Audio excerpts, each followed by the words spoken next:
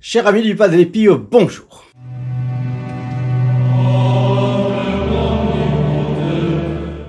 Je vous retrouve aujourd'hui avec un plaisir renouvelé et pour plusieurs raisons. D'abord parce que demain, 23 septembre, c'est l'anniversaire de la mort du Padre Pio, vous le savez bien, en 1918.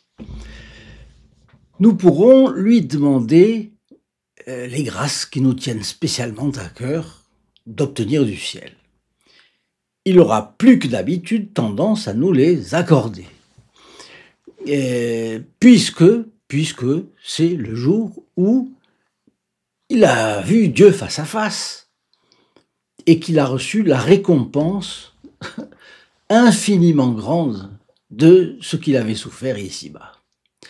Ensuite, je vous rappelle que la messe va être célébrée tout spécialement aux intentions qui nous ont été confiées, donc peut-être les vôtres, ainsi que aux intentions des bienfaiteurs auxquels nous devons le maintien de la vie de cette chaîne.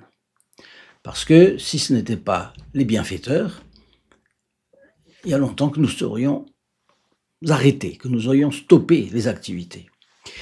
Puis je vous souhaiterais que nous comprenions ensemble la portée spirituelle vraiment grande de cette fête. Parce que le ciel, ce n'est pas une idée, ce n'est pas un lieu indéfini. Les saints ne vivent pas en flottant sur un petit nuage, c'est pas ça. Si le ciel c'était ça, qui aurait envie d'aller au ciel? Évidemment, vous le savez bien que ce n'est pas ça. Bon.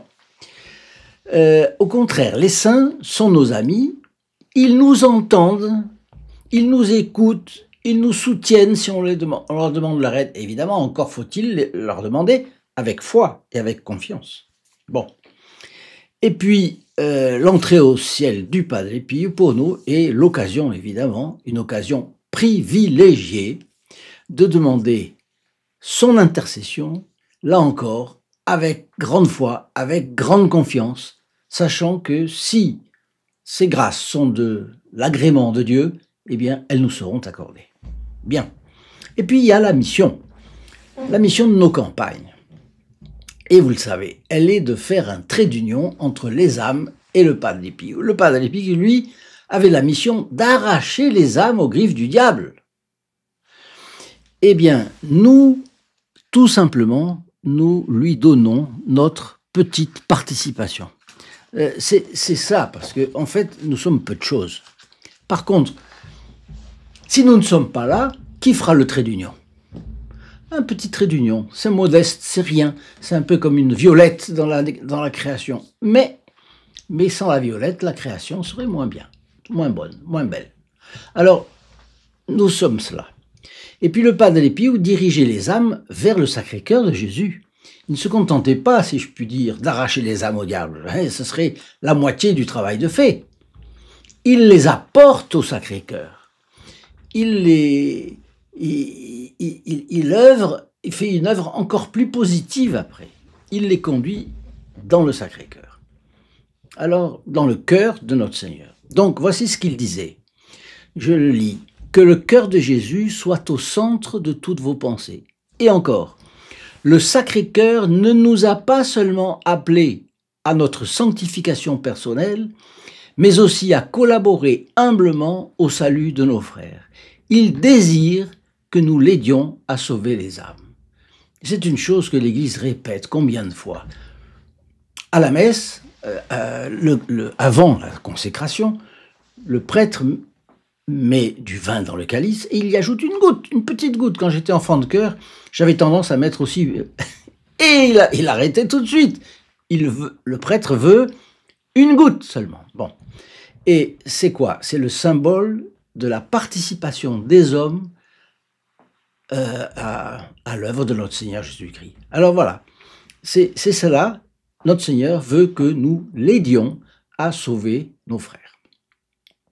Alors, vous avez déjà compris que grâce à tous les dons que Dieu lui avait octroyés, le Padre Pio rappelait continuellement continuellement, c'était de l'ordre des moyens qu'il avait, les notions de bien et de mal, de distinguer, de discriminer, c'est pas un verbe à la mode, mais c'est ça, discriminer le bien et le mal.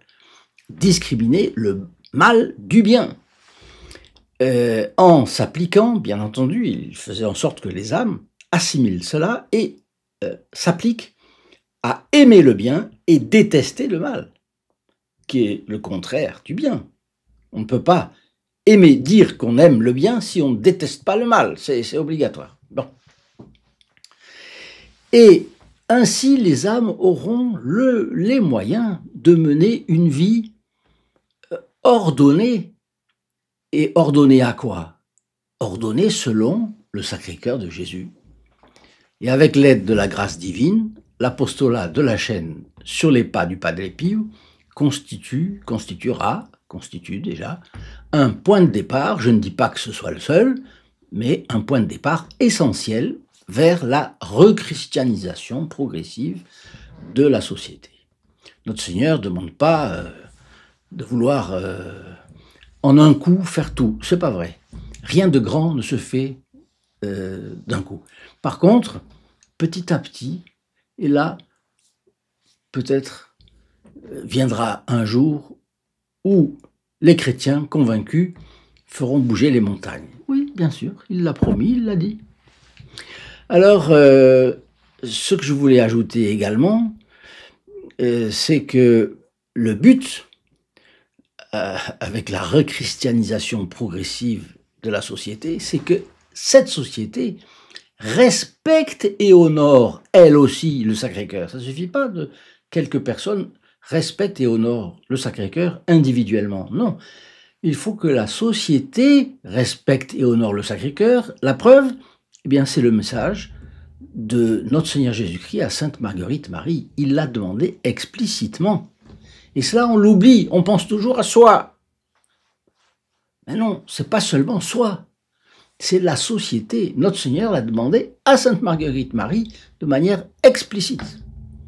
Alors, voilà à quoi il faut travailler. Une autre chose que je voulais vous dire aujourd'hui, c'est que il y a 2 jours, nous avons eu une réunion à Paris avec des personnes de la région parisienne sur les stigmates du Padre Pio, puisque le 20, c'était l'anniversaire des stigmates reçus par le Padre Pio en 1918. C'était l'anniversaire des 107 ans, le 20 septembre 1918. Bon. Et eh bien, il y a une 60aine de personnes qui ont pu se déplacer. Et l'endroit était complètement bondé.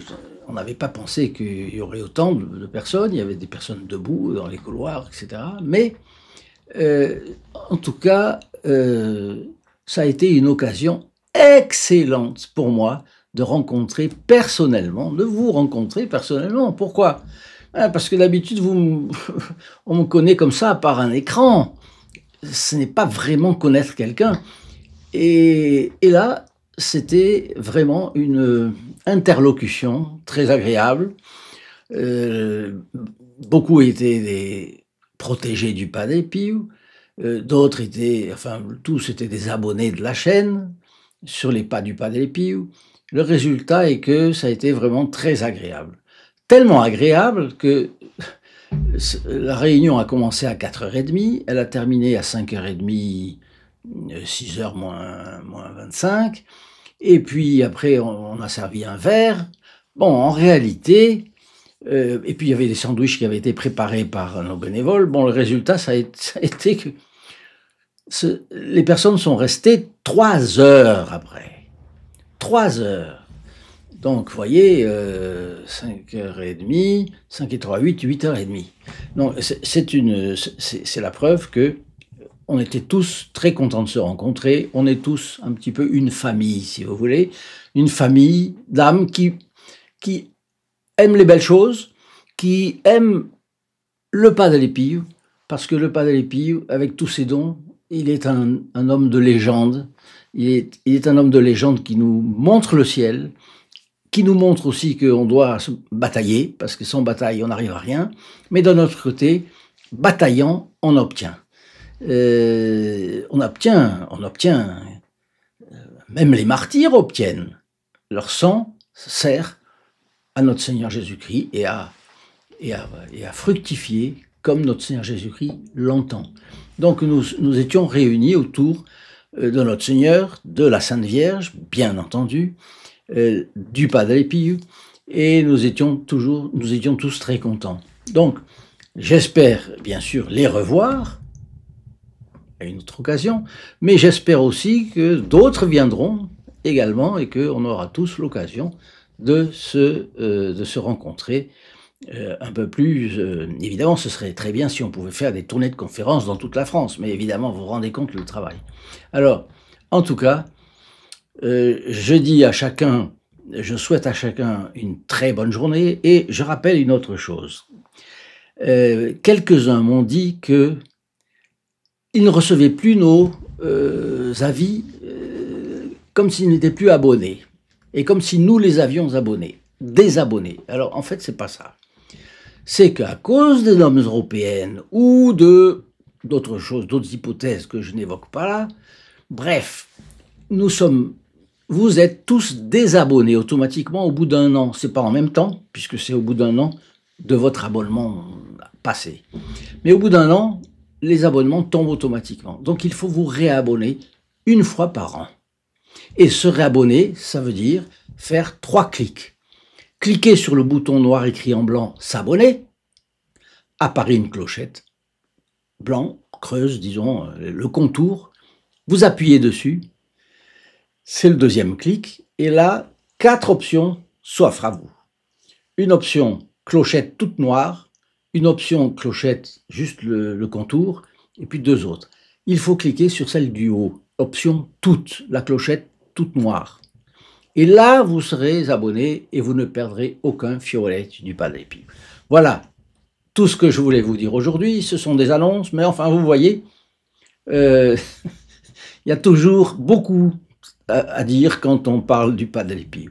Donc, je vous souhaite une excellente journée et je vous dis à très bientôt, en tout cas dans 2 jours. Au revoir. In nome del Padre, del Figliolo e dello Spirito Santo, e così sia. Sia lodato Gesù e Maria.